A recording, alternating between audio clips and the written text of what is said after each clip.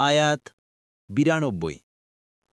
وهذا كتاب أنزلناه مبارك مصدق الذي بين يديه ولتنذر القرى ومن حولها والذين يؤمنون بالآخرة يؤمنون به وهم على صلاتهم يحافظون অনুবাদ আর এটি বরকতময় কিতাব যা আমরা নাজিল করেছি যা তার আগের সব কিতাবের সত্যায়নকারী এবং যা দ্বারা আপনি মক্কা ও তার চারপাশের মানুষদেরকে সতর্ক করেন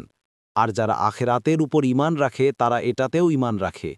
এবং তাদের সালাতের হিফাজত করে তাফসির ১ নং ফুটনোটের বিবরণ অর্থাৎ তাওরাত আল্লাহর পক্ষ থেকে নাজিল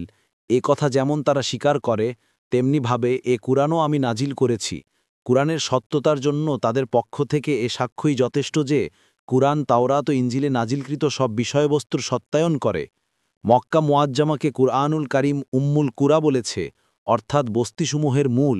এর কারণ এই যে ঐতিহাসিক বর্ণনা অনুযায়ী এখান থেকেই পৃথিবী সৃষ্টির সূচনা হয়েছিল তাছাড়া এই স্থানটি সারা বিশ্বের কেবলা এবং মুখ ফেরানোর কেন্দ্রবিন্দু বাগভি ফাথুল কাদির ২ নং ফুটনোটের বিবরণ যারা আখেরাতে বিশ্বাস করে তারা কুরআনের প্রতিও বিশ্বাস স্থাপন করে এবং সালাত সংরক্ষণ করে এতে ইহুদি ও মুশরিকদের একটি অভিন্ন রোগ সম্পর্কে হুঁশিয়ার করা হয়েছে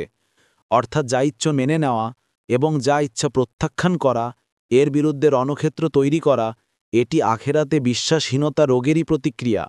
যে ব্যক্তি আখেরাতে বিশ্বাস করে আল্লাহভীতি অবশ্যই তাকে যুক্তি প্রমাণে চিন্তাভাবনা করতে এবং পৈতৃক প্রথার পরোয়া না করে সত্যকে গ্রহণ করে নিতে উদ্বুদ্ধ করবে চিন্তা করলে দেখা যায় আখেরাতের চিন্তা না থাকাই সর্বরোগের মূল কারণ কুফর ও শিরক সহ যাবতীয় পাপও এরই ফলশ্রুতি আখেরাতে বিশ্বাসী ব্যক্তির দ্বারা যদি কোনো সময় ভুল ও পাপ হয়েও যায় তাতে তার অন্তরাত্মা কেঁপে উঠে এবং অবশেষে তাওবা করে পাপ থেকে বেঁচে থাকতে কৃত সংকল্প হয় প্রকৃতপক্ষে আল্লাহভীতি এবং আখেরাত ভীতিই মানুষকে মানুষ করে এবং অপরাধ থেকে বিরত রাখে এ কারণেই কুরআনুল কারীমের বিভিন্ন সূরায় আখেরাতের চিন্তার দিকে দৃষ্টি আকর্ষণ করা হয়েছে